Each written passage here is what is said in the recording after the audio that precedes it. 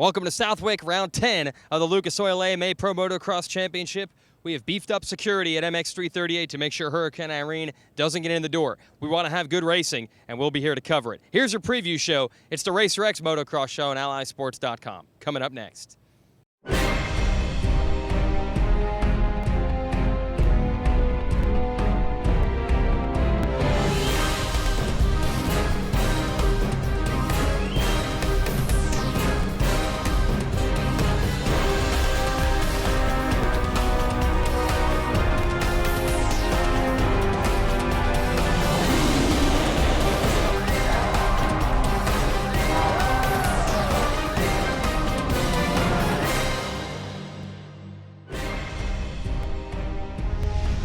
Welcome to the Racer X Motocross Show at AllySports.com, round 10 of the Lucas Oil AMA Pro Motocross Championship, coming your way from MX 338 at Southwick, Massachusetts. You got Paul Lindsay here and Jason Wygan here for one of the most legendary races on this tour, and I'd say for sure the most unique.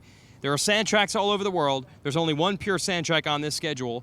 And even if we had those other sand tracks on this schedule, they're nothing like Southwick. It's totally different. Southwick is its own monster. Everybody knows it. I mean, this place, sand, a little hard underneath, really rough. It's a man's track for sure, and it's going to be an awesome weekend. I cannot wait for this weekend's race. Yeah, and I know the big story right now is Hurricane Irene, but all weather forecasts point to Irene will not hit this area until Sunday afternoon, Sunday night. Should not have an effect on the race at all. There is some rain in the forecast for tomorrow, not because of the hurricane. It's summertime, and we have had rain here before. This track usually holds up better than most in rain. Yeah, it can take a little bit of moisture. It's not going to kill it. It would take a lot of rain. And we heard earlier Irene was standing in line trying to buy a pit pass. Apparently couldn't get in. Bam. Irene, sneak under the fence. It's what I used to do when I was 12. That big security guy up there won't let Irene in without a pit pass. That's the latest word we got. Yeah, Ralph, who operates this track, said Irene is not allowed in. So we will have good racing conditions tomorrow.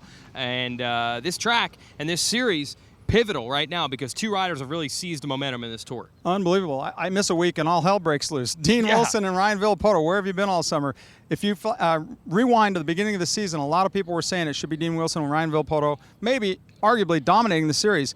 They were leading the points, but very quietly, Dean Wilson 0 wins, Ryan Villopoto only a handful, and then all of a sudden, last week they do what a lot of people expect them to do. They sweep all 4 motos, and they're firmly now in control of the points with 3 rounds to go. Right, so everyone's going to have to respond this weekend if they want a shot at the championship. Get a little idea of how Southwick's going to shape up. Let's talk to one of our 250 riders who has some insight in riding in the sand and hopes that maybe this race can help turn his summer around. Let's talk to Cole Seeley. Summer's been pretty good. Had its ups and its downs, you know, just trying to find my speed in the outdoors. I had a great Supercross season this year, and been struggling a little bit with outdoors, so I've been doing a lot of testing, a lot of training, and trying to improve on that. Southwick is obviously sand, rough. I mean, by the second moto, the track's usually just beat and really good workout, but you know, hearing about storms coming in this weekend, hopefully they hold up, but yeah, it should be good weekend for racing. Kind of a better sand rider than I am like when it comes to hard pack, so hopefully, you know, my natural ability kicks in. All right, Mr. Seeley had a couple of wins in Supercross, has not quite been up to that par outdoors, and he didn't change anything coming into this race specifically to get ready for sand. Talk about how different riding on a sand track would be for a technical rider like that. You can't get much further from Supercross on this track. Well, you know, it's interesting you bring that up. I've seen Josh Hansen. Yes, folks, I said Josh Hansen win practice here. Fastest qualifying lap at Yamaha Really? Troy. I forget my years. Yeah. But it can happen. Sometimes guys just like this stuff. It's a very technical track. You have to be in shape, obviously. We'll see how Cole Seeley does tomorrow, but you're right. Big contrast from Supercross, no doubt. Now, in that class, you mentioned it before we went to the interview, Dean Wilson has really kind of taken control of this series.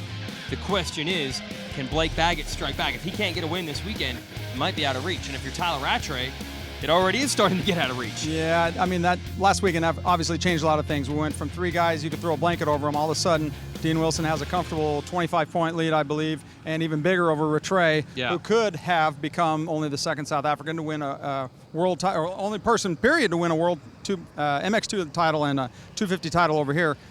It ain't over till it's over. 3 rounds to go, 6 motos, a lot of points up for grabs, and you're right, Baggett, he's still on a roll. He's still a guy that's been a little up and down, but he's right there, and it's definitely not over till Pala. Yeah, it's always been a good track for Rattray, though. He's won motos here before and an overall last year, so he could do it, but he needs some help in points. One other rider to talk about is the 4th member of that Monster Energy Pro Circuit Kawasaki team. Brock Tickle, a lot of talk about him, not involving racing, but he's in a tough situation. We are hearing that he may not be eligible to ride light Supercross next year, so he might have to shop around for a 450 deal. This is very strange.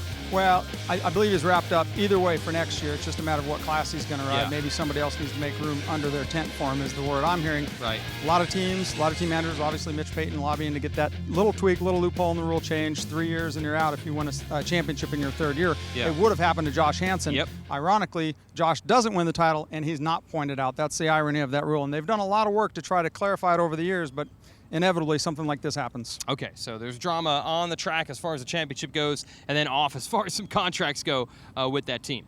But let's focus on the 450s now, and a rider we're going to talk to who might have the best insight onto this track is one of the locals, and we know if there's one track that's known for producing local superstars for one afternoon, it's this one.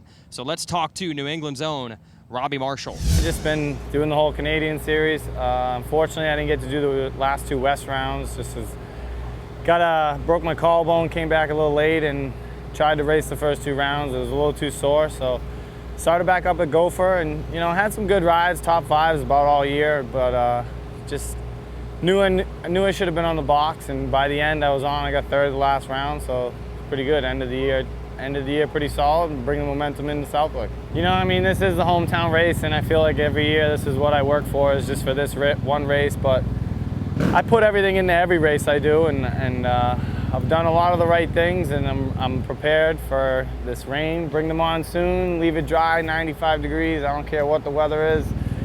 Hometown race, plenty of momentum, good confidence, and just ready to go. I'd like to be up there battling, get good starts, and just do what we do. Now you might be saying after that, Robbie Marshall. They're interviewing Robbie Marshall, but that's the way it works at this track. Robbie actually was running 3rd at a moto here, I think 2 years ago, and he crashed late. There has been many, many legends, New England-wise, who have had great performances for one day here on this track. This is like the playground legend track of all the tracks on the national circuit. This is it. Think Pat Barton, think Tony LaRusso. A lot of guys have led motos here, and fans are going, they just don't believe it. They're local guys out there checking out on the field, but hey, Barsha's local here too. Let's not forget that. And the newly 46-year-old turned John Dowd coming out trying to save that number 16. Yeah, we'll see. Dowd needs to be, I think, top 10 in both motos to make it happen. But a lot of people buzzing on Barsha. Here's the question. He could win out here, possibly, or he could not be strong enough to put in 2 30-minute and 2-lap motos on what should be a very rough track. Very hard to figure where Barsha's going to fit in here. A lot of debate about that. I think a lot of people recognize that he has the speed. He showed last weekend, or 2 weeks ago, he has the speed.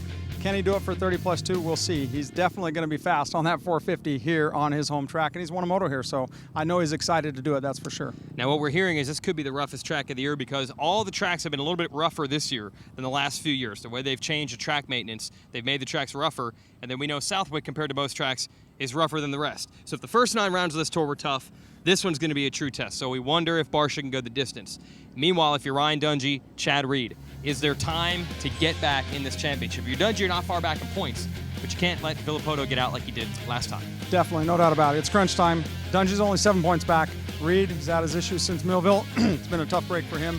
But obviously, Barsha and they're separating some things. You never know what could happen. And like you said, I think those guys, Barsha's going to have his work cut out for him to keep Dungey and Villopoto, the 2 most notorious trainers, in sight for those 30+2. And Reed's definitely going to have his hands full to catch back up to. I think he's 23, 25 points out. It's amazing how quickly things change. Folks, of course, you can watch the first motos tomorrow live on Fuel TV. We're on East Coast time, so that'd be at 1 o'clock Eastern, 2 straight hours on Fuel TV. And then Saturday night, we'll have coverage of both motos on Speed. So it shouldn't be too hard for you to keep up with, or just check out allysports.com. We got the full TV listing right there. I'll be back tomorrow. We'll talk to one of our top riders and get his take on Southwick. Paul will be back with his Under the Radar segment. And you said you really get excited because this is the type of track where you see great things happen midway through the race, midway through the pack. Oh, yeah, I'm just loving it. Maybe missing Unadilla is what I needed. I'm excited for this weekend, and you're right. There's going to be a lot of great racing all through the top 20 in this track. Coming out and join us. Hurricane Irene will not be here until the fans are long since gone. So it's not too late to drive on up and pay us a little visit in the sandbox. And we'll see you tomorrow on allysports.com. Thanks for watching.